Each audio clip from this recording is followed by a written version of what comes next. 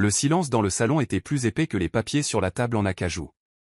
Laura était assise, immobile, sur le bord du canapé en cuir crème, ses doigts traçant le bord de la tasse de thé dont elle n'avait pas bu une gorgée. En face d'elle, Curtis se tenait debout, ni en colère ni ému, juste froid. « J'ai tout signé. L'avocate enverra l'avis final d'ici lundi, dit-il, la voix dénuée de chaleur. Sa valise se tenait près de la porte, faite et prête, comme si les 12 dernières années de leur mariage n'avaient été qu'un séjour prolongé à l'hôtel. Laura ne parla pas, elle ne pouvait pas. Elle avait répété 100 choses qu'elle pourrait dire si ce jour arrivait. Mais maintenant qu'il était là, tout ce qu'elle pouvait faire était de fixer l'homme qu'elle appelait autrefois son avenir, qui partait sans même lui demander si elle irait bien. Il se dirigea vers la porte, s'arrêta brièvement et regarda en arrière. « Ce n'est pas comme si nous allions quelque part, Laura. Pas d'enfant, pas d'étincelle. Je ne peux pas continuer à attendre quelque chose qui n'arrivera jamais. » Elle sentit ses lèvres trembler, mais elle refusa de les laisser se briser. « J'ai essayé, Curtis, » chuchota-t-elle, sa voix à peine audible. « Je le voulais aussi, mais... » Il avait déjà ouvert la porte. Dehors, une décapotable rouge attendait, et sur le siège passager était assise Carole, la fille du bureau aux talons hauts, au rouge à lèvres audacieux, et sans histoire avec lui. Laura se leva et regarda pendant qu'il mettait sa valise dans le coffre, donnait un bref baiser à Carole, et s'éloignait sans un seul regard en arrière. Le son du moteur s'estompa, mais l'écho de l'abandon emplit chaque coin de la maison. Elle se dirigea vers la table, regarda les papiers du divorce et vit sa signature à côté de la sienne, une union réduite à de l'encre et un langage juridique. La vie qu'ils avaient construite avait disparu, et la seule chose qu'il laissait derrière lui était l'échantillon de sperme congelé qu'il avait autrefois accepté à contre-cœur de stocker sur son insistance. Elle ne le savait pas alors, mais ce vestige, rejeté, ignoré et légalement sien, changerait un jour tout. Le cabinet du médecin sentait légèrement l'antiseptique et le désodorisant à la lavande, une étrange combinaison qui donnait la nausée à Laura. Elle était assise raidement en face du docteur Evans, les mains jointes sur ses genoux. Ses mots étaient cliniques, répétés, mais leur poids brisa quelque chose en elle. « Je crains que vos chances de conception naturelle soient toujours extrêmement faibles, Laura, dit-il, faisant doucement glisser un dossier vers elle. Vos niveaux d'AMH ont encore baissé depuis l'année dernière. » Elle essaya de hocher la tête, d'essayer de maintenir sa dignité, mais sa gorge se serra douloureusement. « N'y a-t-il rien ? » « Rien à essayer, demanda-t-elle, la voix fragile. Le médecin soupira, puis offrit un petit sourire triste. « Nous avons épuisé la plupart des options viables, à moins que vous n'envisagiez la FIV avec du sperme de donneur ou un échantillon existant. » Plus tard dans la soirée, Laura était recroquevillée sur le canapé, enveloppée dans une couverture qui ne la réchauffait pas. Margaret arriva avec 2 tasses de café et un sac de pâtisserie, sentant la tempête derrière les yeux de Laura avant même que des mots ne soient prononcés. « Ça ne s'est pas bien passé, » chuchota Laura. « Toujours aucune chance, pas naturellement. » Margaret posa le café sur la table et s'assit à côté d'elle. « Que signifie le naturellement de nos jours ?» demanda-t-elle. « Tu as des options, mais tu dois le vouloir, Laura. Pas pour la vengeance, pas pour Curtis, pour toi. » Laura ne répondit pas immédiatement. Elle fixa la vapeur qui montait de la tasse, imaginant l'avenir dont elle avait autrefois rêvé, de petits pieds courants dans le couloir, des câlins endormis le matin. Ce rêve ne l'avait pas quitté, il s'était simplement retiré. « Je veux toujours être mère, » dit-elle enfin. Margaret hocha la tête. « Alors, sois en une. N'attends juste pas que quelqu'un te fasse croire que tu en es digne. » Et avec cela, une petite flamme de résolution commença à vaciller au fond de la poitrine de Laura. 2 semaines passèrent avant que Laura ne trouve le courage de prendre rendez-vous. La clinique de fertilité se trouvait tranquillement entre un fleuriste et un pressing, son extérieur modeste, mais elle contenait un chapitre de son passé qu'elle n'était pas sûre d'être prête à rouvrir. Elle entra et donna son nom à la réceptionniste, qui tapa sur son clavier avant de lever les yeux avec un sourire professionnel. « Nous avons toujours un échantillon cryoconservé enregistré de votre ex-mari, Monsieur Curtis Bennett. Dois-je récupérer le dossier ?» Laura hésita, son cœur battant la chamade. « Oui, s'il vous plaît. » Dans la salle de consultation privée, une infirmière expliqua à nouveau le processus. « Il est toujours viable, et il est légalement à vous. Il a signé la renonciation complète des droits avant le divorce. » Les mots semblaient surréalistes, comme quelqu'un narrant un film sur la vie de quelqu'un d'autre. Mais c'était son histoire maintenant, et la seule voix qui comptait était celle dans sa poitrine qui disait « Fais-le ». Plus tard cette nuit-là, Laura se tenait dans sa salle de bain, se brossant les cheveux devant le miroir, les yeux fixés sur le reflet qui ressemblait à peine à la femme qui avait autrefois cru que sa vie s'était terminée lorsque Curtis était parti. Elle ouvrit le tiroir du bas de sa coiffeuse et sortit un mince dossier que la clinique lui avait donné, détaillant les calendriers et les procédures. Elle le plaça à côté de la photo encadrée de son mariage, qui prenait encore la poussière derrière les flacons de lotion et de parfum. Elle prit la photo et fixa les deux étrangers souriant figés dans le temps. « Tu n'as jamais voulu ça, chuchota-t-elle, mais moi si. » Sans autre pensée, elle glissa la photo dans un tiroir et le ferma fermement. Il était temps de clore ce chapitre, non pas avec des larmes ou des cris, mais avec une décision. Demain, elle commencerait le processus de FIV. Et cette fois, elle ne demanderait pas la permission. Elle n'aurait besoin de la bénédiction de personne. Ce qu'elle voulait, ce qu'elle méritait, n'était plus à débattre. Curtis s'adossa contre la tête de lit en velours de sa suite d'hôtel, faisant tourner du whisky dans un verre court pendant que Carol sortait de la salle de bain en peignoir de soie. Elle avait une façon d'exiger l'attention même en silence, sa présence bruyante et calculée. « Tu es silencieux ce soir. » dit-elle en s'asseyant à côté de lui et en prenant une gorgée de son verre. « Tu penses encore à ta petite ex-femme » Curtis eut un rire dédaigneux, mais ne répondit pas. Carol sourit narquoisement. Elle est probablement encore en train de pleurer dans cette grande vieille maison. Je serais surpris si elle n'a pas recueilli un chat errant pour lui tenir compagnie. Il eut un petit rire, mais il manquait de conviction. Elle ne te concerne pas, Carol, marmonna-t-il. Elle n'a jamais été le problème.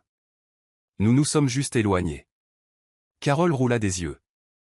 Ne deviens pas sentimental maintenant. Tu as quitté une femme stérile. Tu lui as rendu service. Alors que Carol se remaquillait dans le miroir, Curtis observait son reflet. Elle était belle, objectivement, mais elle avait une dureté, une acuité que Laura n'avait jamais eue. Tu penses vraiment qu'elle n'espère pas encore que tu reviennes ? Demanda Carol en ajustant son peignoir pour faire de l'effet. Tu étais la meilleure chose qui lui soit jamais arrivée. Curtis s'agita mal à l'aise. Il détestait cette partie de lui, se demandant si c'était vrai. Carol rejeta ses cheveux et sortit de la pièce. Je te l'ai dit, bébé, donne-moi quelques mois et je te donnerai un enfant. Un qui t'appartient vraiment. De nouveau seul, Curtis se leva et se dirigea vers le miroir. Pendant une seconde, il vit quelque chose d'inhabituel dans ses propres yeux. De l'incertitude, peut-être même de la culpabilité. Mais il haussa les épaules et se versa un autre verre. Dans son esprit, Laura était toujours la même femme qu'elle avait toujours été. Silencieuse, dépendante et les mains vides. Et il était toujours l'homme qui s'était échappé, ou du moins c'est ce qu'il pensait. Le formulaire de consentement de la clinique semblait plus lourd que n'importe quel document que Laura avait jamais signé. Non pas à cause des mots qui y étaient imprimés, mais à cause de ce que cela signifiait pour sa vie future. Le moment était intime, mais incroyablement solitaire. Personne n'était assis à côté d'elle. Personne n'attendait dans le hall pour lui tenir la main. Mais le silence ne faisait plus mal comme avant. Le docteur Evans passa en revue le calendrier de la procédure, mais Laura l'entendait à peine. Ses pensées étaient ailleurs, sur l'espoir qu'elle avait autrefois enterré, et la graine qu'elle choisissait maintenant de planter sans excuse. Quand le stylo toucha le papier, ses doigts tremblèrent légèrement. « Prenez votre temps », dit doucement l'infirmière, interprétant mal son hésitation comme de la peur. Mais Laura n'avait pas peur. Elle faisait le deuil de la version d'elle-même qui attendait toujours que l'amour vienne la réparer. Avec une inspiration, elle signa. « Nous commencerons immédiatement la préparation hormonale », dit l'infirmière en scellant le dossier. Laura hocha la tête. C'était fait. Plus tard, elle appela Rodney, son ami et avocat de longue date, la seule personne à qui elle faisait confiance pour toute la vérité. Ils se rencontrèrent dans un bar sur le toit tranquille, le vent peignant doucement ses cheveux tandis que les lumières de la ville clignotaient derrière eux. « Tu l'as vraiment fait ?» demanda-t-il, surpris mais sans jugement. « Je l'ai fait », répondit Laura en sirotant sa limonade. « Je vais être mère, Rodney. Je ne sais pas comment ni quand, mais je le revendique maintenant. » Il la regarda un instant, la fierté adoucissant ses traits. Curtis est au courant. Elle secoua la tête. Et il ne le saura jamais, à moins que le jour ne l'exige. Rodney se pencha en avant, baissant la voix. Tu fais ça pour toi, n'est-ce pas? Pas pour tourner la page. Laura croisa son regard sans ciller. Je fais ça parce que quelque chose en moi croit encore que j'étais destiné à aimer plus profondément que ce qu'on m'a permis. Rodney n'argumenta pas. Au lieu de cela, il leva son verre. À la maternité qui n'a pas besoin de permission. Ils trinquèrent, et pour la première fois depuis longtemps, Laura sentit la lueur de quelque chose qui n'était pas de la douleur. C'était une résolution tranquille. Le jour du transfert d'embryon arriva, enveloppé de nuages de pluie et de doux tonnerre. Laura était assise en blouse bleu pâle sur le bord du lit d'hôpital, les mains posées de manière protectrice sur son ventre, bien qu'il n'y ait encore rien. Une infirmière entra doucement, offrant un sourire rassurant. « Êtes-vous prête, Madame Bennett ?» Laura hocha la tête, la voix prise dans sa gorge. L'équipe médicale se déplaça avec une précision silencieuse. Les étriers, les lumières, le long et fin cathéter. C'était une procédure qui prenait moins de 20 minutes, mais c'était comme sauter d'une falaise sans aucune promesse de ce qui se trouvait en bas. Elle fixa le plafond, clignant des yeux pour chasser le flou de sa vision, murmurant une prière silencieuse à un avenir qu'elle ne pouvait toujours pas voir. « Grandis », murmura-t-elle sous son souffle. « Accroche-toi à moi. Je suis prête maintenant. » Quand ce fut terminé, elle resta immobile, ses mains ne quittant jamais son ventre. Elle ne pleura pas, mais ne sourit pas non plus. L'espoir n'était pas bruyant. Il était enterré, en attente. Dans le salon de récupération, Laura était allongée sous une couverture douce, sirotant une tisane chaude.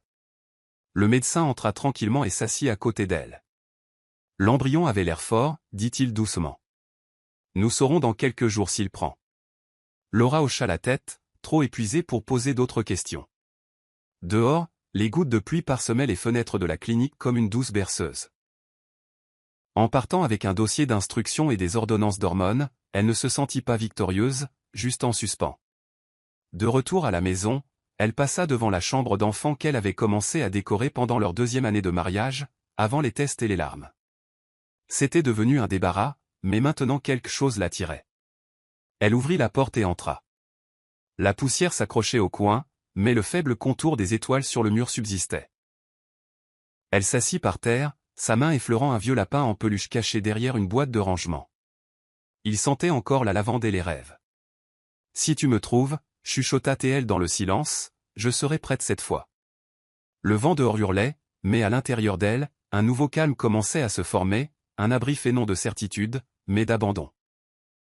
La salle de bal sur le toit scintillait de lustrés de verres de champagne qui s'entrechoquaient, tandis que Curtis se délectait des louanges de ses collègues et d'inconnus. À l'homme qui ne manque jamais sa cible, porta un toast l'un de ses partenaires en levant son verre. Carole s'accrochait à son bras dans une robe en satin rouge qui scintillait sous les lumières, souriant comme si la nuit lui appartenait. « Je t'avais dit que cette année serait la tienne. » Lui chuchota-t-elle à l'oreille, et je ne me suis pas trompé. Curtis sourit, levant son verre alors que les invités applaudissaient, mais ses yeux dérivèrent vers le balcon où la ville s'étalait comme un tapis de bijoux. Quelque chose en lui se sentait désaccordé. La musique, les lumières, les gens, tout était parfait, et pourtant ce n'était pas le cas.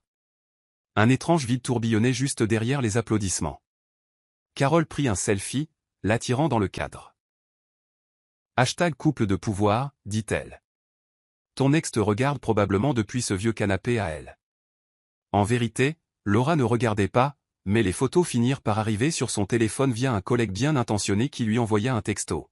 « As-tu vu Curtis faire le buzz ?» Elle ouvrit le lien et fixa les images glacées. La robe à fente haute de Carole, le sourire suffisant de Curtis, la bannière dorée proclamant « Groupe Bennett », une nouvelle ère commence. Cela ne la piqua pas comme avant, plus maintenant.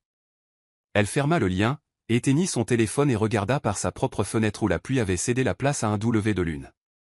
Son corps lui semblait étranger maintenant, enveloppé d'une fatigue induite par les hormones, mais il y avait quelque chose de sacré dans sa lassitude. « Laissez-les porter un toast », murmura-t-elle. « Je construis quelque chose qu'ils ne peuvent pas prendre en photo. » Elle se leva, se dirigea vers sa cuisine et se prépara du thé seul. Il n'y avait pas d'applaudissements, pas de flash, juste le bruit de l'eau qui bout et son cœur qui battait régulièrement en dessous. Margaret arpentait le salon de Laura, les bras croisés, en regardant le petit déjeuner intact sur la table. Tu ne m'as pas rappelé depuis des jours, Laura. Et tu as annulé le dîner 2 fois, dit-elle, essayant d'avoir l'air désinvolte mais échouant. Laura sortit du couloir dans un cardigan en plaid et chaussettes, la peau pâle et les yeux cernés. J'ai juste été fatiguée, répondit-elle doucement. Pas malade, juste fatiguée d'une manière que le repos ne peut pas réparer. Margaret plissa les yeux, étudiant le comportement tranquille de son amie. Tu caches quelque chose, je te connais. Laura esquissa un petit sourire, faible mais gentil. Je ne suis pas encore prête à expliquer, mais je te promets que je ne suis en danger. Je fais quelque chose d'important pour moi-même. Margaret s'assit lentement, ne sachant si elle devait insister. Tu as toujours porté trop de choses seule. Promets-moi juste que tu me laisseras être là quand le silence deviendra trop bruyant. Plus tard dans la soirée, Margaret se retrouva à regarder une photo sur l'étagère de Laura, une photo d'il y a des années, où elles se tenaient l'une à côté de l'autre, les bras autour des épaules, toutes deux portant des chapeaux de soleil sur une plage. Tu riais plus avant, dit-elle, presque pour elle-même. Laura se tourna depuis la fenêtre, sa voix calme. Le rire me semblait cher pendant un certain temps, comme si je devais le regagner. Margaret lui prit la main. Quoi que tu traverses, je suis là, et je ne demanderai plus. Ne disparais juste pas, Laura hocha la tête, et quelque chose en elle s'adoucit. Il n'était pas encore temps de tout lui dire, mais peut-être bientôt.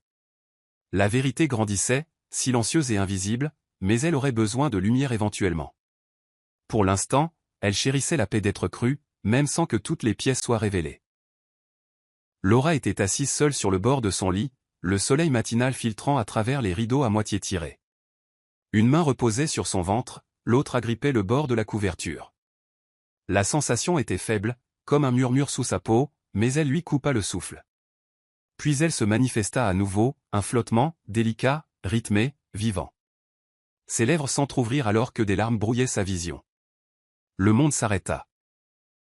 Le silence dans la pièce laissa place à quelque chose de plus grand, un mouvement, une vie, une présence. Elle haleta doucement et chuchota à l'air, « Tu es vraiment là ». Le poids émotionnel de tout cela la submergea d'un seul coup. Pendant des années, elle avait traversé des mois remplis de salles d'attente, d'aiguilles, de calendriers vides. Mais maintenant, quelque chose en elle avait choisi de rester. Elle pressa doucement ses 2 mains sur son ventre, sanglotant doucement. Ce n'était pas de la tristesse. C'était de la révérence.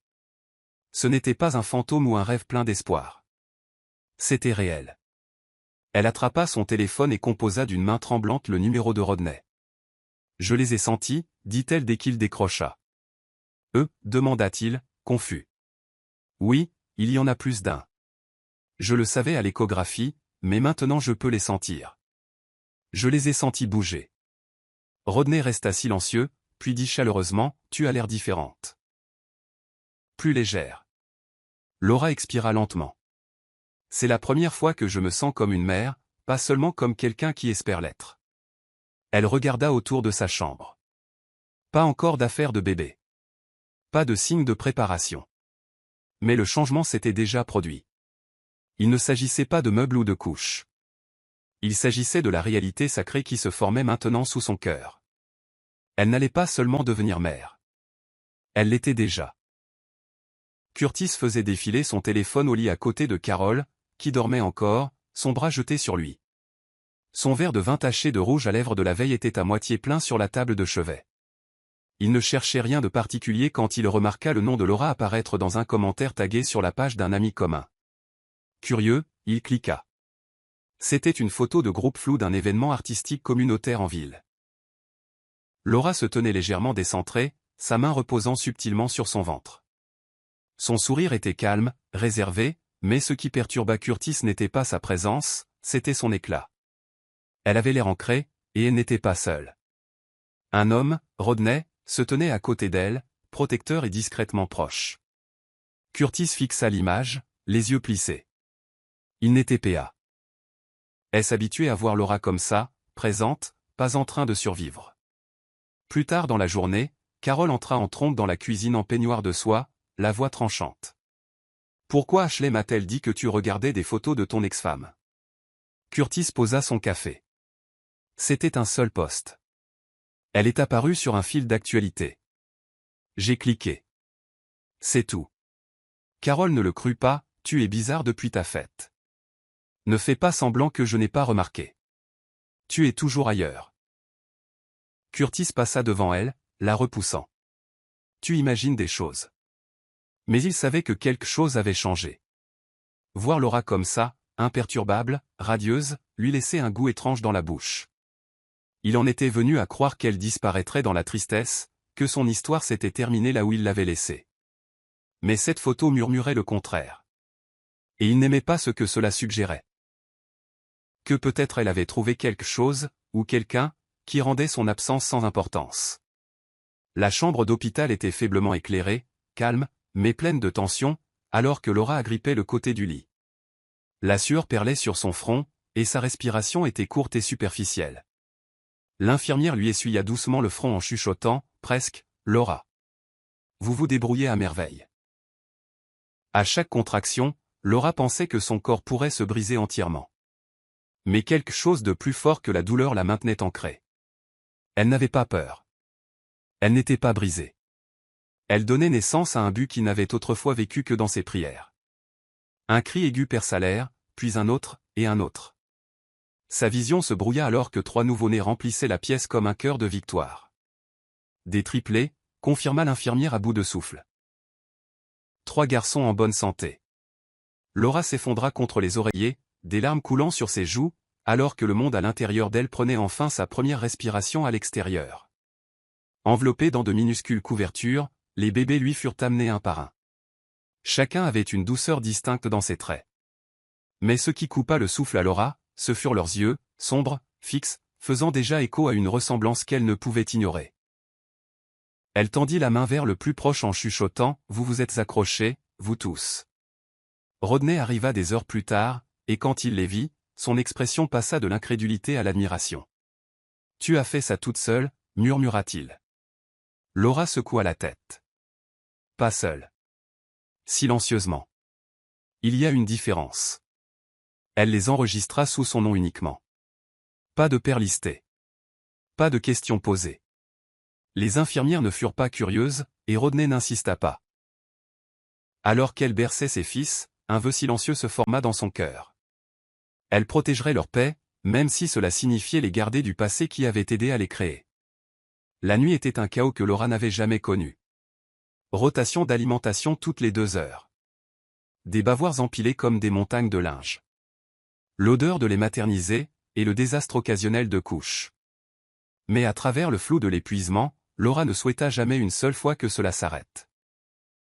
Elle s'asseyait dans le fauteuil à bascule, les 3 garçons blottis autour d'elle à tour de rôle, fredonnant des chansons qu'elle n'avait pas chantées depuis des années. La maison ne résonnait plus. Elle respirait. Il n'y avait plus de silence maintenant, seulement de la vie. Les garçons s'appelaient Julian, Caleb et Miles. Leurs personnalités commencèrent à briller même dans la petite enfance. Julian pleurait le plus fort, Caleb fixait le plus longtemps, et Miles s'accrochait le plus fort. Parfois, quand elle les tenait tous contre sa poitrine, Laura fermait les yeux et chuchotait, « Vous êtes à moi, et je suis plus grâce à vous. » Margaret vint un matin et s'arrêta à la porte, stupéfaite. Le salon était jonché de biberons, de hochets et de bavoirs. Mais au centre se trouvait Laura, à moitié endormie avec 2 bébés sur ses genoux, et le 3e dans une écharpe sur sa poitrine. « Tu ressembles à un champ de bataille et à une bénédiction, » chuchota Margaret. Laura cligna des yeux et rit faiblement. « Je me sens comme les 2. » Margaret aida à ranger, puis s'assit à côté d'elle, regardant les garçons avec émerveillement. « Ils ont tes lèvres, » dit-elle doucement. Laura les regarda, un doux sourire se formant. « Et ses yeux. » Margaret haussa un sourcil. « C'est » Laura secoua la tête. « Ne parlons pas de cette partie aujourd'hui. » Elle ne voulait pas encore nommer Curtis. Ces mois étaient pour créer des liens, pas pour l'amertume. Mais la vérité de leur ressemblance flottait dans l'air comme un portrait que personne n'osait toucher. C'était un samedi tranquille lorsque Margaret revint à l'improviste, apportant un plateau de soupe et du pain fraîchement cuit. Laura ouvrit la porte, les cheveux en chignon désordonnés, portant un t-shirt taché de lait et l'air complètement épuisé. « Je me suis dit que tu n'aurais pas cuisiné, » dit Margaret en entrant. Laura sourit avec reconnaissance. « Tu as raison, je me souviens à peine d'avoir mangé. » Alors que Margaret entrait dans la chambre d'enfant pour poser la nourriture, elle retint son souffle. Les triplés dormaient dans des berceaux séparés, la lumière du matin se déversant sur eux comme un projecteur. Elle s'approcha et se figea. Laura, chuchota-t-elle. Il ressembla. Laura se tourna lentement, ses yeux se fixant sur ceux de Margaret. Oui, dit-elle calmement, ce sont ceux de Curtis. Margaret tomba sur la chaise de la chambre d'enfant, stupéfaite. Tu ne m'as rien dit à ce sujet. Laura s'approcha, s'agenouillant à côté d'elle. Je ne pouvais pas avant de savoir qu'ils étaient en sécurité. J'ai utilisé l'échantillon que nous avions stocké il y a des années. J'ai signé tous les droits sur moi-même après le divorce. C'est tout à fait légal, Margaret. Margaret secoua la tête, incrédule. C'est-il? Non. Répondit Laura fermement, et je ne veux pas qu'il le sache, à moins que la vie ne l'exige. Margaret jeta un autre regard au garçon, la vérité s'imprégnant comme du vin renversé sur du lin blanc. Ils vont grandir en lui ressemblant, dit-elle doucement. Cela ne te fera-t-il pas mal? Laura prit une longue inspiration. Peut-être. Mais je ne laisserai jamais leur ressemblance devenir une punition. Ils ne sont pas lui. Ils sont meilleurs. Ils sont à moi. Et alors que les trois nourrissons dormaient paisiblement, leur petite poitrine se soulevant et s'abaissant en synchronisation, Margaret sut que Laura ne fuyait plus le passé. Elle élevait sa transformation. Rodney se tenait près de l'îlot de cuisine de Laura, la regardant mélanger du lait maternisé d'une main et bercer un Julian endormi de l'autre. Les garçons venaient d'avoir 3 mois, et leur croissance était rapide, tout comme l'attention discrète que Laura avait recommencé à attirer de la part de ses voisins et de ses clients. Rodney s'éclaircit la gorge. J'ai réfléchi, tu dois être protégé, pas seulement légalement, mais personnellement, au cas où Curtis referait surface. Laura fronça les sourcils. Je t'ai dit que je ne le contacterais pas, Rodney hocha la tête. Je sais, mais tu as quand même utilisé son matériel génétique. Et si un jour quelqu'un fait le lien, ou s'il vient fouiner? Je veux juste que tu sois couverte. Il sortit un dossier en cuir de sa mallette et l'ouvrit sur la table. À l'intérieur se trouvaient des documents notariés, des calendriers de FIV, le consentement original de Curtis et les actes de naissance avec Laura comme seule parente. C'était un bouclier en papier. Tout est bétonné. Assura Rodney, mais il est judicieux de le garder à portée de main. Laura regarda le dossier, puis leva les yeux vers Rodney. Tu as pensé à tout, dit-elle doucement. C'est mon travail, répondit-il, mais c'est aussi parce que je tiens à toi. Il fit une pause, cherchant son expression. Tu élèves 3 garçons seuls, Laura. Mais plus que ça, tu les élèves dans l'ombre d'un homme qui ne sait même pas qu'il a laissé un héritage derrière lui. Elle passa ses doigts sur le bord du dossier. Si le jour arrive où il le découvre. Rodney l'interrompit doucement. Tu ne lui dois rien. Pas d'explication, pas de pardon, pas même leur nom. Laura hocha la tête, sentant le poids de ces mots s'installer dans sa colonne vertébrale. Alors que les garçons pleuraient depuis la chambre d'enfant, elle se leva. Espérons juste que ce jour n'arrive jamais.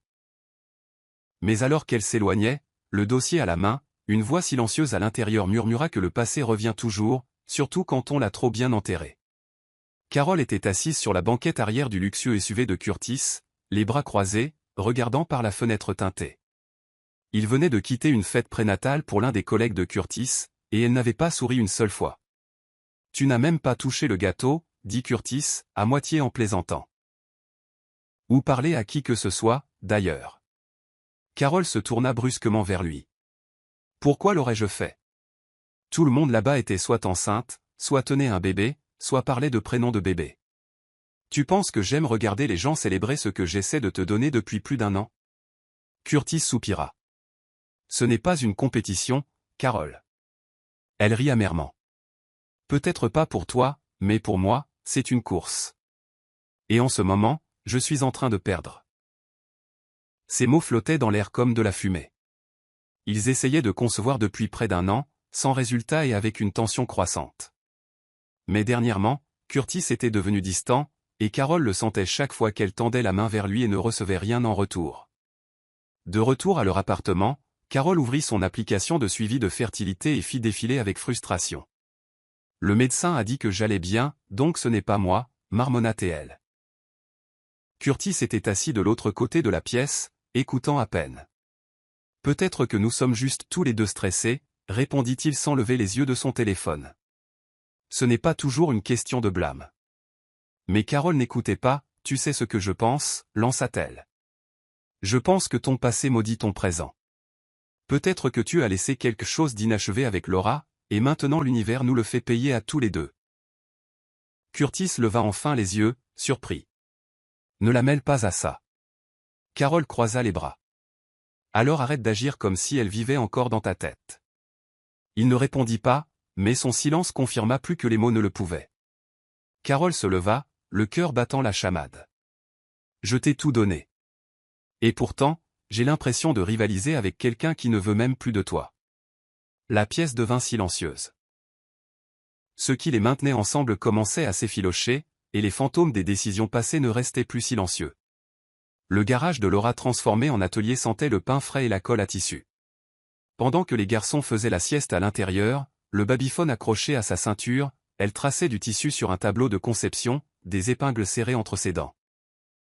Elle n'avait pas prévu de reprendre le travail si tôt, mais lorsqu'un ancien client lui envoya un message à l'improviste, lui demandant de l'aide pour redécorer un bureau à domicile, quelque chose en elle se réveilla. Elle accepta le travail, puis un autre. Le bouche-à-oreille se propagea rapidement. En 2 mois, elle jonglait avec 6 clients. Son salon était devenu une galerie de moodboards et d'échantillons de tissu. La nuit, après avoir baigné les garçons, elle passait des heures à dessiner en silence, le bourdonnement du moniteur se fondant dans son processus. Chaque nouveau projet apportait un revenu, mais plus que cela, il apportait de la dignité. Elle reconstruisait plus qu'une entreprise. Elle se reconstruisait elle-même. Margaret passa un après-midi et fut choquée de trouver Laura en train de poncer une table basse miniature tandis que Caleb était assis dans un porte-bébé sur sa poitrine. Je te laisse une semaine et je reviens te trouver en train de diriger un empire du design en pyjama, la taquina-t-elle. Laura rit.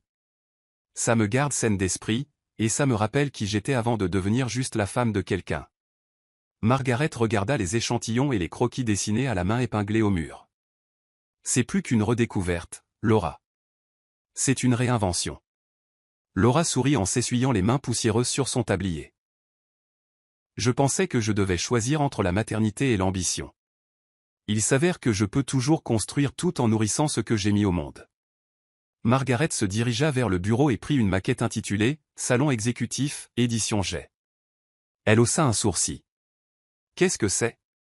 Laura sourit. « Une proposition pour une entreprise d'aviation de luxe.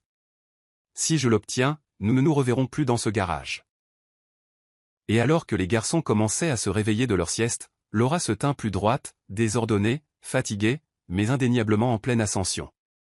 Curtis était assis dans la salle du conseil, entouré de murmures et de regards fuyants alors que son assistante lui chuchotait quelque chose d'urgent à l'oreille. Sa présentation, celle qu'il préparait depuis des semaines, venait d'être sapée par le retrait inattendu d'un investisseur. Les chiffres ne tenaient plus. Les projections s'effondraient.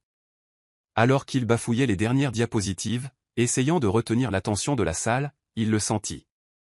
Le subtil changement d'énergie, le début du doute. Après la réunion, il resta seul, fixant les chaises vides. Les appels qu'il recevait autrefois des partenaires s'étaient raréfiés. Et maintenant, pour la première fois depuis des années, quelqu'un suggéra de faire appel à un consultant créatif pour rafraîchir la direction. Ce n'était pas une suggestion. C'était un avertissement. Curtis serra les poings sous la table. « J'ai construit cette fichue entreprise, marmonna-t-il, mais la pièce ne répondit pas. À la maison ce soir-là, il ne parla pas beaucoup. Carole remplit le silence, divagant sur un nouveau studio de pilote et leur rendez-vous amoureux qui se raréfiait.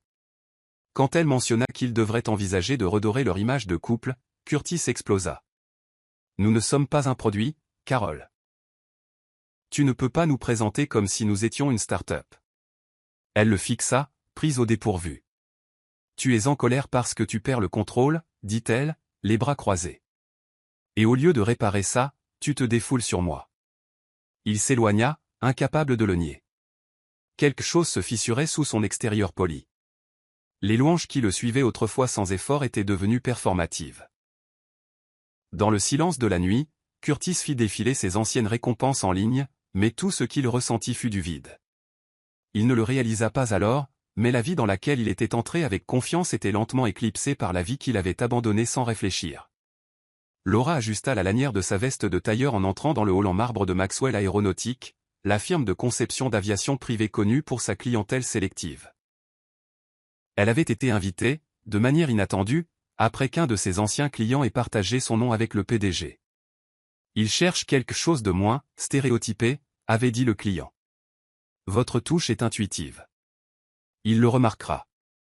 Laura avait hésité à même assister à la réunion, mais quelque chose dans son instinct lui disait d'y aller. En entrant dans la suite exécutive, le PDG, un homme aux larges épaules et aux cheveux argentés nommé Victor Maxwell, se leva et lui tendit la main. Vous êtes donc la femme derrière la refonte de la résidence de Lagos, dit-il. Ils n'ont pas arrêté de parler de vous. Laura sourit modestement. Je traduis simplement ce que les gens ressentent en ce qu'ils vivent. Ses yeux s'illuminèrent. J'ai besoin de quelqu'un pour faire ça, sauf que cette fois, c'est pour les airs. Victor se pencha en avant, plaçant un croquis d'un intérieur de jet inachevé sur la table. J'ai vu des portfolios qui éblouissent, mais je veux de l'âme. Je ne transporte pas seulement des corps. J'accueille des décisions, des réconciliations, des rêves. Pouvez-vous me donner ça? Laura étudia le croquis, ses doigts dansant sur les bords. Oui, mais j'aurais besoin d'un profil sensoriel complet du propriétaire. Couleur, parfum, musique, comment il se déplace quand personne ne regarde. Victor rit. Enfin, quelqu'un qui parle comme un artiste. La réunion s'éternisa 2 heures de plus que prévu. En sortant, elle portait plus qu'un contrat. Elle portait une validation qu'elle n'avait jamais demandée, mais dont elle avait profondément besoin. Dans le parking, elle ouvrit la portière de sa voiture et s'assit en silence un instant, les mains tremblant légèrement. On ne survit plus seulement, les garçons, chuchota-t-elle à la banquette arrière vide. On s'envole. L'entrepôt était froid mais lumineux, la carcasse du jet privé suspendue comme une toile vierge. Laura le parcourut avec une équipe d'ingénieurs et de stylistes, un presse-papier à la main, les idées foisonnant. On ne fera pas que du cuir et du chrome, ordonna-t-elle. Le client veut des zones de conversation, pas seulement une élégance froide. L'équipe hocha la tête, prenant des notes. Quelques sourcils se levèrent devant ces croquis non conventionnels, mais Victor la soutint avec une confiance inébranlable. Laissez-la diriger. C'est pour ça qu'on l'a fait venir. La vision de conception de Laura incluait des séparateurs inclinés doux, des lumières à couleurs ajustables et des murs lambrissés de velours qui réagissaient subtilement au changement de température, créant une atmosphère émotionnelle, pas seulement du luxe. Pour la première fois, son imagination n'était pas limitée par le budget, l'espace ou l'opinion de quelqu'un d'autre. Plus tard cette semaine-là, Victor l'invita à un déjeuner privé. Vous savez. Commença-t-il en coupant son saumon grillé, si ça se passe aussi bien que je le pense, vous aurez un siège à notre conseil consultatif. Laura cligna des yeux. Je pensais que c'était juste un contrat ponctuel. Victor sourit. C'était le cas, mais vous concevez plus que des avions. Vous façonnez des histoires à 30 000 pieds. Laura s'adossa, stupéfaite. Quand elle rentra chez elle, les triplés se réveillaient tout juste de leur sieste, leur rire résonnant dans la maison comme la lumière du soleil. Elle les prit dans ses bras, un par un, le cœur gonflé. Sa vie lui semblait autrefois faite de coins de pièces, de coins de rêves, de coins où on la poussait. Mais maintenant, elle était large, expansive, et pour la première fois depuis des années, Laura avait l'impression de ne pas seulement rattraper son avenir, mais de le dépasser. Après 3 ans, Julian, Caleb et Miles avaient commencé à montrer plus que de l'individualité. Ils révélaient des héritages. Julian avait exactement le même sourire narquois que Curtis quand il se concentrait, et il posait des questions sans fin sur le fonctionnement des choses. Caleb avait un calme sombre, toujours en train d'analyser, d'observer. Son silence en disait long. Miles, toujours le plus affectueux, avait la même fossette gauche tordue que Curtis quand il riait. Laura voyait les signes, mais ne les disait pas à V. Ou à haute, pas même à Margaret. Au lieu de cela, elle observait tranquillement, souvent figée d'admiration et de malaise. Leur ressemblance avec Curtis s'était accentuée, et certains jours, cela la secouait. Mais la plupart du temps, cela lui donnait de la force. C'était la preuve que quelque chose de beau pouvait encore naître de ce qu'il avait autrefois dévasté. Un après-midi, en les habillant pour la garderie, Caleb montra une photo encadrée que Laura avait accidentellement laissée sur sa table de chevet, un vieux portrait d'elle et Curtis pris pendant les meilleures années. « C'est qui ça » demanda-t-il en montrant Curtis. Laura se figea une seconde, remontant la fermeture éclair de la veste de Julian avec une lenteur délibérée. « C'est quelqu'un que je connaissais » répondit-elle doucement. « C'est notre papa. » Continua Caleb en inclinant la tête. Laura s'assit sur le bord du lit, soudain incapable de bouger. « Il a aidé à vous amener ici » répondit-elle. « Mais non, ce n'est pas votre papa, pas comme vous le pensez. » Il n'y avait aucune amertume dans son ton, juste la vérité. Caleb sembla accepter la réponse et passa à autre chose, fredonnant en rejoignant ses frères près de la porte. Mais Laura resta assise un instant de plus, réalisant que même les histoires les plus soigneusement enterrées avaient une façon de refaire surface, surtout quand ces histoires vous regardaient avec des yeux comme les siens. Le hall du gala bourdonnait de musique douce et de conversations éparses alors que les parents affluaient, vêtus de tenues de soirée. Laura arriva en tenant la main de 2 garçons, tandis que le troisième s'accrochait de manière enjouée à l'ourlet de sa combinaison fluide. Les enseignants la saluèrent chaleureusement. Les garçons étaient rapidement devenus des favoris, non seulement pour leur charme, mais pour leur capacité étrange à compléter les phrases de l'autre et à finir les puzzles avec une vitesse déconcertante. Alors que Laura les guidait vers leur siège pour le spectacle d'ouverture, la directrice s'approcha avec un sourire. « Vous devez être fiers » dit-elle chaleureusement en jetant un coup d'œil aux garçons. « Ils sont brillants, et ils ressemblent tellement à leur père. » Le souffle de Laura se coupa, mais elle sourit poliment. « Oui, ils tiennent de quelqu'un » répondit-elle, veillant à ne pas en dire plus. Plus tard dans la soirée, alors que les garçons dansaient parmi leurs camarades de classe, Laura se tenait près de la table des rafraîchissements, sirotant un gobelet en papier. Une femme en perles se pencha et chuchota, « On doit vous arrêter partout avec ces trois-là. Ils sont le portrait craché de quelqu'un que je connais, cette mâchoire forte des Bennett, indubitable. » Laura se raidit. « On me le dit souvent, » dit-elle, la voix ferme. La femme hocha la tête distraitement et s'éloigna. Laura regarda ses fils avec une concentration renouvelée. Plus ils grandissaient, plus la vérité devenait visible, non seulement sur leur visage, mais dans leur posture, leur rire, leur énergie. Cette nuit-là, une fois rentrés, Laura les mit tous les 3 au lit et resta longtemps dans leur chambre commune, fixant leurs formes endormies. Elle traça un doigt le long de la joue de Caleb. « Tu n'es l'ombre de personne » chuchota-t-elle. « Tu es mon matin, et je me lèverai toujours pour toi. » Curtis jeta sa tablette sur le canapé en desserrant sa cravate et se versa un verre. Il parcourait la rubrique économique d'un magazine lifestyle quand un nom familier attira son attention. Laura Bennett, de femme au foyer à visionnaire de haut vol. Ses sourcils se froncèrent en cliquant sur le titre. Une photo glacée se chargea, Laura debout sous le nez d'un jet conçu sur mesure, un presse-papier à la main, avec 3 garçons identiques rassemblés autour de ses jambes. La légende disait, ses fils, sa motivation, sa renaissance. Curtis s'assit lentement, le contenu de l'article devenant flou alors qu'il lisait des phrases comme « génie de l'intérieur ». Magnate du design émerge, et « redéfinit l'élégance en altitude ». Mais ce sont les garçons qui le hantaient. Tous les 3 avaient son nez, son arcade sourcilière et, de manière plus troublante, son sourire. Il lut l'article 2 fois de plus, zoomant sur l'image. Carole entra dans le salon, talons claquants, téléphone à la main. « Tu es prêt pour le dîner d'affaires » demanda-t-elle. Curtis ne répondit pas. Elle s'approcha et vit la photo sur la tablette. « Pourquoi la regardes-tu » lança-t-elle.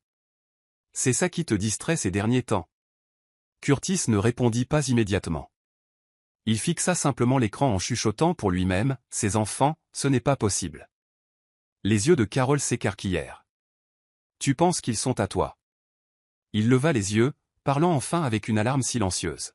« Je ne pense pas. »« Je sais. » Carole attrapa la tablette, lut l'article, puis la jeta sur le canapé. « Elle ne ferait pas ça sans te le dire. Elle n'est pas si audacieuse. » Curtis se leva, le cœur battant. « Tu ne la connais pas comme moi. Quand elle aime, elle donne. Mais quand elle est blessée, elle construit sans regarder en arrière. » Et pour la première fois depuis qu'il l'avait quittée, Curtis se sentit vraiment secoué, non pas par le regret, mais par la révélation qu'il ne l'avait peut-être pas laissé derrière lui.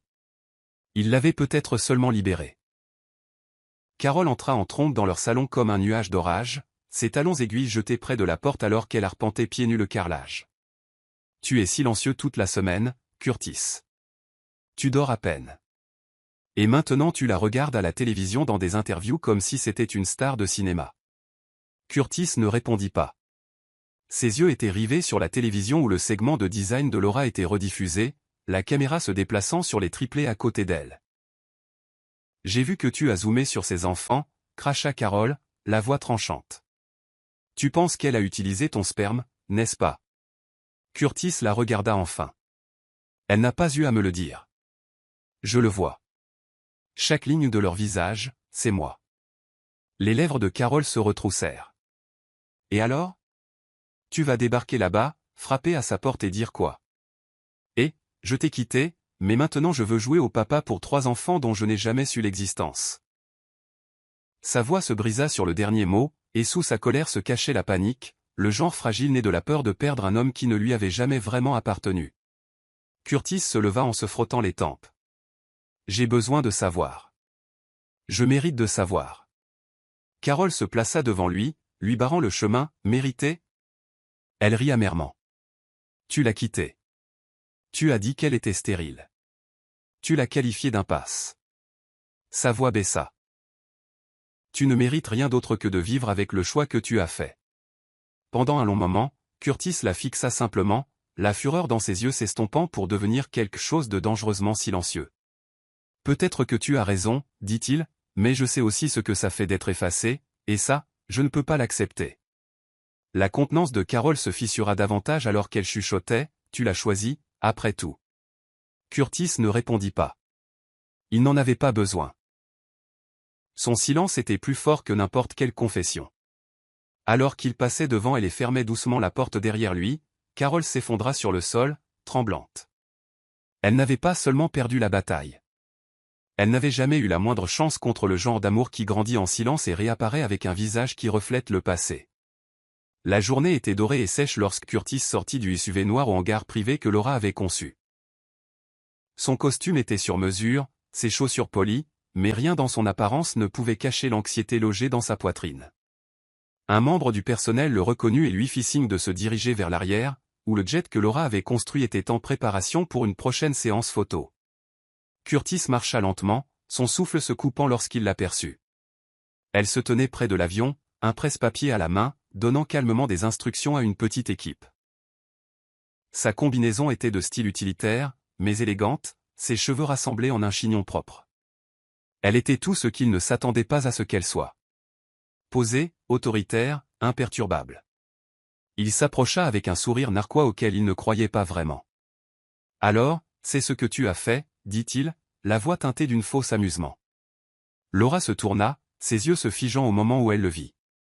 Curtis, un seul mot, plat et distant. « Tu as l'air différente. » ajouta-t-il en la scrutant. « Le succès te va bien. » Elle croisa les bras. « Pourquoi es-tu là? » Il n'y avait aucune chaleur dans son ton, seulement une lassitude à peine dissimulée. « J'ai vu l'article, » commença-t-il. « Je les ai vus, les garçons. » Laura se raidit, mais ne détourna pas le regard. « Tu n'aurais pas dû venir. » Curtis s'approcha. « Laura, ces enfants. Ils sont à moi, le coupa-t-elle. Légalement, biologiquement, émotionnellement. Tu n'as jamais fait partie de ça. » Il déglutit difficilement. « Tu as utilisé l'échantillon? » Elle ne sia pas, « Je l'ai fait. » Tu as renoncé au droit. Tu as dit que tu en avais fini. Curtis passa une main sur son visage. « Je ne savais pas que ça ferait ça, de les voir. » Laura inclina la tête, calme mais ferme. « Maintenant tu le sais, et c'est tout ce à quoi tu as droit, savoir. Rien d'autre. » Les mots étaient d'acier, et Curtis réalisa que la femme devant lui n'était pas celle qu'il avait quittée. Elle était quelque chose de plus fort, d'intouchable. Le soleil scintillait sur l'aile polie du jet, alors que Laura rassemblait ses affaires après la séance photo. Elle aperçut ses fils courant vers elle depuis le salon, leur voix haute d'excitation. « Maman, on peut retourner dans l'avion » cria Julian, le visage illuminé. Laura ouvrit les bras et les embrassa tous en même temps, leur baisant le front. Puis, du coin de l'œil, elle remarqua que Curtis se tenait toujours près du mur du hangar, figé en les regardant. Les garçons se tournèrent vers lui avec curiosité. « C'est qui ça » demanda Miles. Laura se redressa. « Personne que vous ayez besoin de connaître » répondit-elle doucement. Mais Curtis s'avança. « Je ne suis pas personne » dit-il. « Je suis. »« Tu es en retard » l'interrompit calmement Laura, puis elle se tourna vers les garçons. « Dites au revoir au hangar. Il est temps de partir. » Les triplés firent un signe de la main à l'avion, inconscients de la tension dans l'air. Curtis essaya de nouveau. « Ne mérite-t-il pas la vérité ?» Laura le regarda, le visage impénétrable. « Ils ont la seule vérité qui compte, qu'ils sont aimés, qu'ils ont été désirés. » La voix de Curtis se brisa. « Savent-ils pour moi ?» Laura hésita, puis s'accroupit à côté des garçons. « Allez, mes chéris, dit-elle. Il est temps d'embarquer. » Alors qu'il passait devant lui main dans la main, Caleb se retourna brièvement et fixa Curtis. Curtis sourit doucement. Caleb ne lui sourit pas en retour. Il se tourna simplement vers l'avant et serra plus fort la main de Laura. Curtis regarda alors qu'il montait les petites marches de l'avion. 3 reflets parfaits d'un passé auquel il avait renoncé et d'un avenir qu'il ne façonnerait jamais. Pour la première fois de sa vie, il comprit ce que signifiait perdre quelque chose qu'il ne pourrait jamais récupérer. Curtis se tenait sous l'escalier de l'avion, stupéfait, alors que les portes du jet se fermaient derrière Laura et les garçons.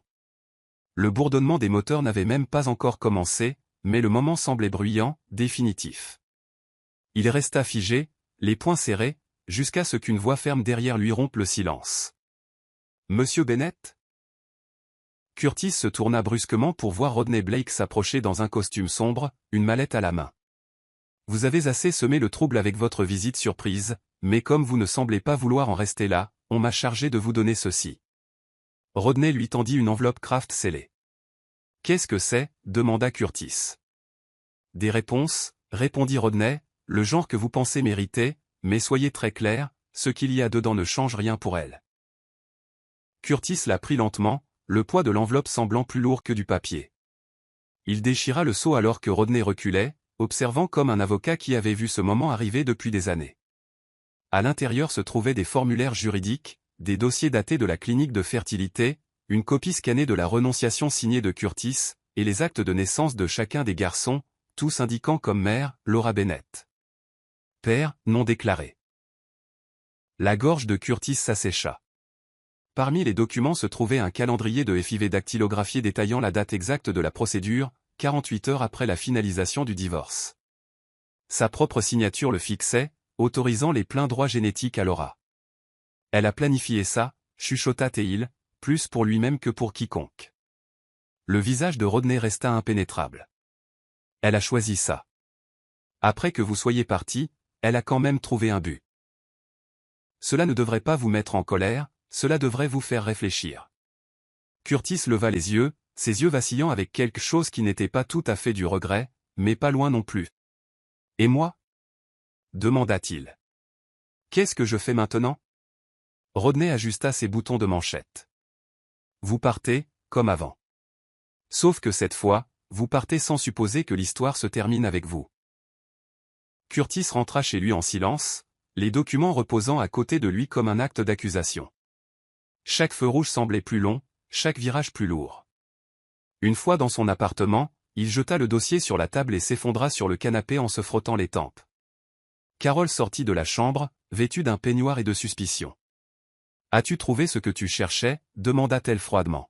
« Plus que ce à quoi je m'attendais » marmonna-t-il. Elle prit l'enveloppe et la feuilleta. Son expression se durcit.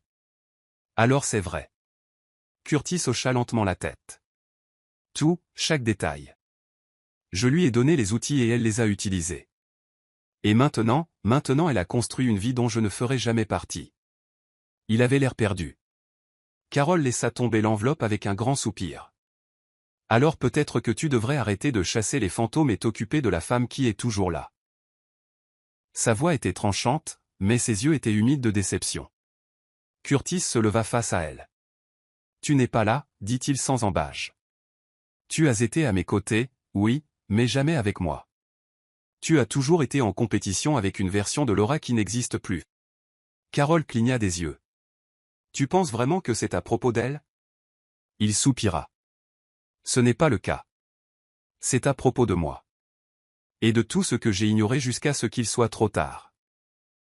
Elle le fixa, la prise de conscience naissant. Alors tu as déjà pris ta décision. Curtis n'argumenta pas. Il passa devant elle vers le balcon où la ville brillait en silence. À l'intérieur, l'enveloppe restait ouverte sur la table, son contenu assez bruyant pour tout finir. Et alors que Carole faisait ses valises tranquillement en arrière-plan, Curtis resta immobile, tenant la balustrade comme un homme qui avait vu l'avenir et n'y avait pas sa place. La fois suivante où Laura vit Curtis fut complètement imprévue. Elle était retournée au hangar pour une dernière inspection avant la livraison du jet quand elle l'aperçut appuyé contre le mur près de l'entrée du salon. Elle ne broncha pas, ne ralentit pas, continua simplement à marcher avec un but tranquille jusqu'à ce qu'il se place directement sur son chemin. « J'ai tout lu », dit-il en tendant le dossier qu'elle savait déjà qu'il avait. « Et je suis venu dire quelque chose. » Elle jeta un coup d'œil au papier dans sa main.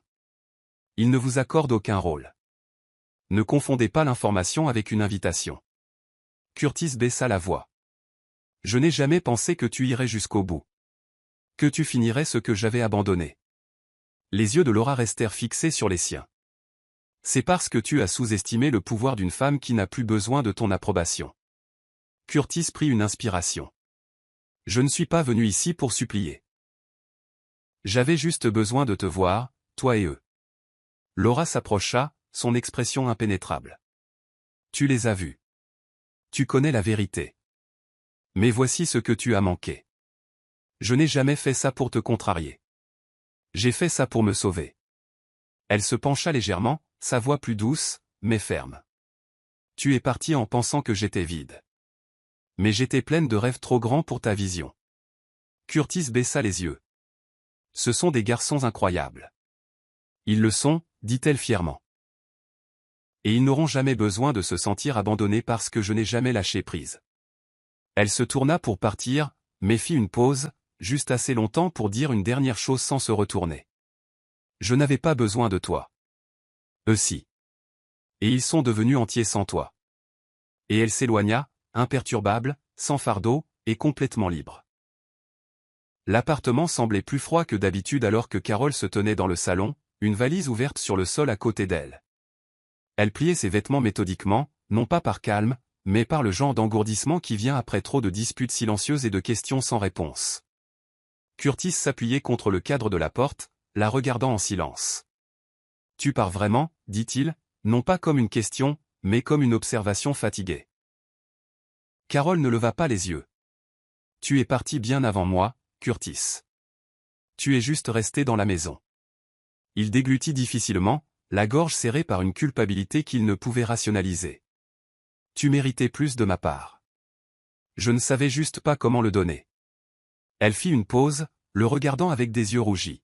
« Non, tu ne voulais pas le donner parce qu'une partie de toi est toujours restée avec elle, même après qu'elle ait cessé de t'attendre. » Elle ferma sa valise et se leva, lui faisant face une dernière fois. « Laisse-moi te dire ce qui fait vraiment mal, » dit-elle, la voix tremblante. « Ce n'est pas qu'elle ait tes enfants. Ce n'est pas qu'elle ait construit quelque chose sans toi. C'est qu'elle ne t'a jamais poursuivi. Elle n'a pas posté de photos, n'a pas envoyé de lettres, n'a pas crié pour que tu vois sa valeur. Et pourtant, elle a gagné. » Curtis n'essaya pas de se défendre. Il hocha simplement la tête, vaincu. Carole jeta un dernier regard autour de la pièce, puis passa devant lui vers l'ascenseur. Alors que les portes se fermaient, elle offrit une dernière phrase. Elle n'a rien volé. Tu le lui as donné, et elle l'a transformé en or. Seul maintenant, Curtis se dirigea vers la fenêtre et regarda la ville en contrebas, grouillante de vie qui n'avait pas besoin de son approbation pour s'épanouir. Il pensa aux garçons, à leurs yeux, à leurs rires, et à la femme qui était devenue plus qu'il n'avait jamais imaginé. Et à ce moment-là, il comprit enfin qu'il n'était pas la perte. C'est elle qui avait été le gain depuis le début. À l'intérieur du jet privé, Laura était assise sur le siège en cuir moelleux près de la fenêtre alors que les nuages défilaient sous elle comme des vagues. Julian était allongé, la tête sur ses genoux. Caleb dessinait dans un petit. Da jeta un coup d'œil à Jadon, ne sachant que dire. Merci, réussit-elle à dire. Jadon leva les yeux. Pourquoi? Pour être plus courageux que moi, murmura-t-elle. Tu es plus fort que tu ne le penses. Jadon donna un coup de pied dans un caillou sur le trottoir. Je ne me sens pas fort. Je ne veux juste plus être confus. Freda hocha lentement la tête. Moi non plus. Après une pause, Jadon demanda, si le test dit que c'est vrai, est-ce que ça change quelque chose? Freda hésita. Seulement si tu le veux. Je suivrai ton exemple, Jadon. Je ne suis pas là pour te prendre quoi que ce soit. Il baissa les yeux sur ses mains. Je ne sais pas quoi faire avec deux mères. Freda sourit tristement. Alors ne le vois pas comme ça. Pense que ton cœur a juste plus d'espace pour aimer. Jadon leva les yeux, et pour la première fois, il lui offrit un regard plein et persistant. D'accord, dit-il doucement, mais s'il te plaît, ne repars pas. Les yeux de Freda brillèrent. Je ne vais nulle part. Plus maintenant. 3 jours plus tard, la clinique appela avec les résultats. Francis alla chercher l'enveloppe seule, voulant absorber la vérité avant de faire face à Freda ou Jadon. Il resta dans sa voiture près de 10 minutes avant de l'ouvrir. Les mots étaient simples et cliniques, probabilité de maternité de 99,99%. Freda Okoro. Voilà, imprimé en noir et blanc, la confirmation de ce que tout le monde savait maintenant émotionnellement. Il se pencha en arrière sur son siège et ferma les yeux. La vérité n'avait rien brisé, mais elle avait tout remodelé. Plus tard cet après-midi-là, il réunit Freda et Jadon dans le salon. Jadon était assis sur le canapé entre eux, silencieux mais alerte. Francis déplia le papier et le lui tendit. Ceci dit que toi et Freda partagez quelque chose d'unique, votre ADN. Ça confirme qu'elle t'a mis au monde, mais ça ne change pas qui t'a élevé ni à quel point tu as été aimé. Jadon lut attentivement le document, même s'il ne comprenait pas chaque mot. Puis il le rendit et regarda Freda. Alors c'est vraiment vrai. Freda hocha la tête.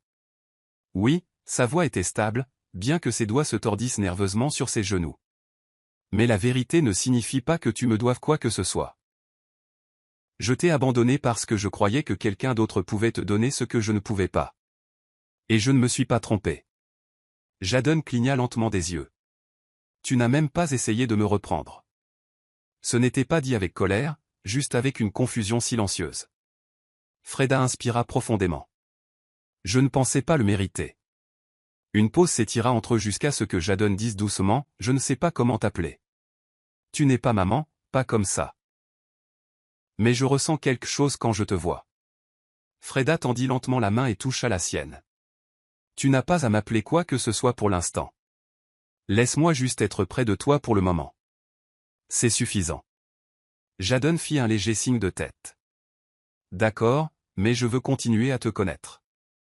Francis, debout dans le coin, expira, car d'une manière ou d'une autre, entre une vérité et une autre, une porte s'était doucement ouverte.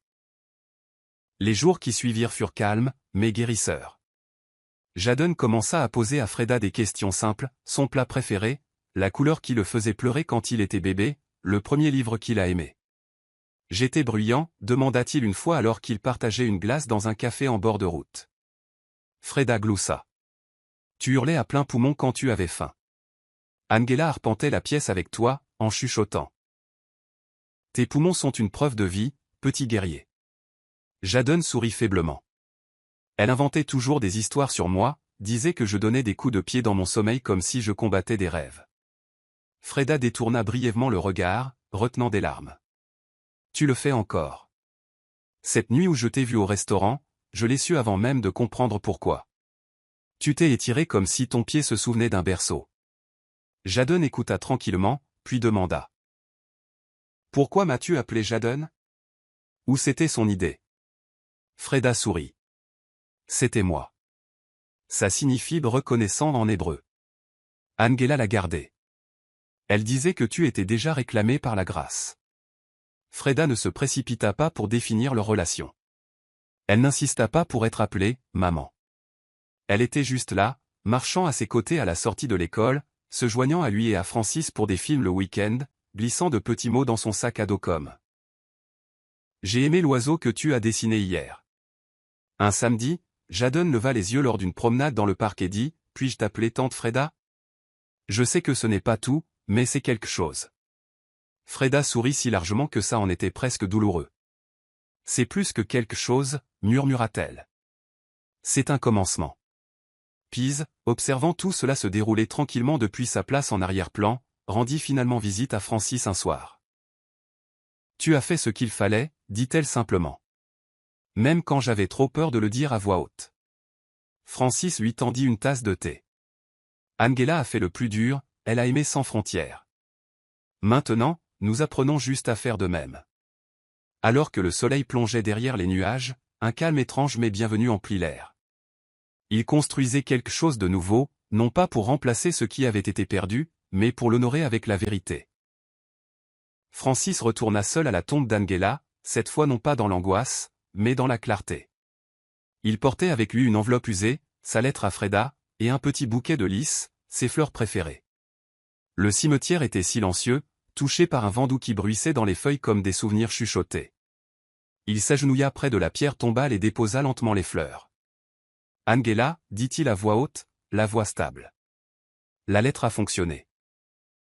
Elle est revenue, pas parfaite, mais disposée. Et Jadon, il va bien. Confus, mais pas brisé. » Il fit une pause, les mains posées sur ses genoux. Je me suis demandé encore et encore si tu avais caché la vérité par peur, mais maintenant je sais que ce n'était pas la peur, c'était la protection. Tu ne voulais pas qu'il grandisse avec des morceaux qu'il ne savait pas assembler, et maintenant qu'il est assez grand, tu nous as donné la carte. Merci de nous avoir fait confiance avec la vérité en ton temps. Il sortit de sa veste une photographie, une nouvelle. Elle montrait Jadon assis entre Francis et Freda sur le porche, tous les trois souriants, le garçon tenant un dessin sur ses genoux. Francis la plaça à la base de la pierre. Il ne choisit pas entre deux mères, dit-il doucement. Il apprend qu'il n'en a jamais été privé, juste entouré différemment. Sa voix vacilla légèrement. Tu étais le centre de notre monde, et maintenant, d'une manière ou d'une autre, tu nous as fait de la place pour trouver la paix en ton absence. Le vent se leva doucement, comme pour affirmer ses paroles. Il se leva, époussetant la terre de son pantalon. Tu serais fier de lui, murmura-t-il. Il te ressemble plus que tu ne le croirais, une force tranquille enveloppée dans un cœur doux. Il toucha la pierre une dernière fois, puis se tourna pour partir, c'est pas plus léger qu'il ne l'avait été depuis des années. Il n'avait pas dit au revoir, il avait dit merci. Et en cela, quelque chose s'est finalement libéré. Jadon était assis en tailleur sur le sol de sa chambre, entouré de matériel d'art et de découpage. Ses petits doigts bougeaient avec une détermination tranquille alors qu'il insérait soigneusement deux photographies dans un cadre fait main. L'une d'Angela, le tenant tout petit avec ce regard toujours doux. L'autre, une récente de Freda, riant en pleine phrase, ses yeux plissés sur les bords comme si elle laissait enfin entrer la lumière. Il assembla le cadre et resserra le dos. Sur le bord inférieur, il écrivit au marqueur, « La femme qui m'a élevé, la femme qui m'a mis au monde, toutes deux m'ont donné de l'amour. » Francis entra et s'arrêta à la porte, observant. « C'est un joli cadre, dit-il doucement. » Jadon leva les yeux et hocha la tête. « Je voulais les deux sur mon bureau. Comme ça, quand je réfléchis, je n'oublie pas d'où je viens ni qui m'a soutenu. » Francis s'agenouilla à côté de lui. « Tu as beaucoup grandi cette année, j'ai. » Jadon sourit faiblement. « C'est comme si je ne savais pas qu'il me manquait une pièce jusqu'à ce que je la trouve. » Il plaça le cadre à côté de ses livres, l'ajustant jusqu'à ce qu'il soit parfait. « Avant, j'avais peur quand j'avais des questions sur maman, dit-il. Comme si demander signifiait que je l'oubliais. Mais maintenant, je sais qu'elle m'a laissé plus que des souvenirs. Elle m'a donné son amour et celui de quelqu'un d'autre. » Francis hocha la tête, passant doucement la main sur le dos de Jadon. Angela a toujours su que l'amour n'était pas une question de possession, mais de donner pleinement, même quand ça fait mal. Jadon jeta un coup d'œil au cadre.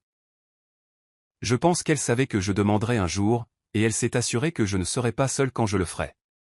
Un court silence passa entre eux, non pas lourd, mais paisible. Jadon ajouta, parfois je pleure encore en me souvenant d'elle, mais je ne me sens plus vide. Francis déglutit difficilement et le serra fort dans ses bras. Pleurer ne veut pas dire que tu es faible, ça veut dire qu'elle comptait, et que tu la portes avec toi à chaque pas. Jadon se blottit dans l'étreinte, chuchotant, je pense qu'elle aimerait que je les ai toutes les deux maintenant. Francis le serra fort. Elle serait fière, si fière. C'était un dimanche après-midi quand Jadon demanda à visiter le parc, le même où Angela l'emmenait nourrir les canards, et où Francis l'avait plus tard demandé en mariage. Cette fois, Freda se joignit à eux. Elle portait un chemisier jaune doux et une jupe à fleurs, ses cheveux tressés dans son dos, ses pas incertains mais pleins d'espoir. Jadon portait son carnet de croquis sous un bras et sa bouteille d'eau dans l'autre. Ils marchèrent un moment dans un silence facile, l'air chaud et doux avec l'odeur des ixoras en fleurs. À un moment donné, Jadon s'arrêta près d'un banc ombragé par un jacaranda et se tourna vers Freda. « Je peux te dessiner à nouveau. » Elle sourit. « Seulement si tu promets de ne pas me faire un autre nez tout tordu. » Il sourit. Pas de promesse. Pendant qu'il dessinait, elle le regardait, s'émerveillant de la concentration stable, de la joie tranquille qu'il mettait dans chaque ligne. Quand il eut fini, il le brandit. Cette fois, je nous ai dessinés ensemble. Elle prit le papier et retint ses larmes. C'est magnifique. Jadon la regarda un long moment. Je peux te demander quelque chose? Elle hocha la tête. N'importe quoi. Il se leva et fit un pas hésitant plus près. Est-ce que ça irait si je t'appelais maman parfois? Freda se figea, ses lèvres s'entr'ouvrant légèrement, mais son souffle se coupa dans sa gorge. Seulement si tu le veux vraiment, murmura-t-elle, la voix brisée. Jadon haussa doucement les épaules. Je pense que j'ai de la place dans mon cœur pour deux. Tu n'as pas à être le même genre de maman. Sois juste là. Freda s'agenouilla, les bras ouverts mais en attente. Jadon n'hésita pas. Il se jeta dans ses bras et l'enlaça fermement par la taille.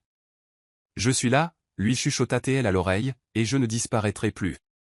Francis, qui observait à une courte distance, mit ses mains dans ses poches et laissa le vent le caresser. À cet instant, le passé n'avait plus d'importance. Ce qui comptait, c'est que la guérison avait enfin trouvé un foyer. Jadon, tenu dans les bras de la femme qu'il avait autrefois laissé partir, murmura en retour. Je te crois, maman. Et le monde, autrefois brisé en morceaux silencieux, se sentit de nouveau entier. Voici le verset de la Bible, Ésaïe 61, verset 3, pour leur accorder une couronne de beauté au lieu de la cendre, une huile de joie au lieu du deuil, et un vêtement de louange au lieu d'un esprit abattu. La morale de l'histoire, la vérité peut blesser, mais le silence emprisonne. Ce n'est que lorsque nous affrontons notre passé avec courage et grâce que la guérison peut véritablement commencer. L'amour n'est pas limité par des titres. Il se prouve par la présence, le sacrifice et le choix de rester. C'est la fin de l'histoire. Qu'avez-vous appris de cette histoire? Laissez vos réflexions dans la section des commentaires. Laissez un j'aime et n'oubliez pas de vous abonner et d'activer les notifications pour être averti lorsque nous publierons nos prochaines vidéos. Partagez également cette vidéo avec quelqu'un qui pourrait être intéressé. Merci beaucoup.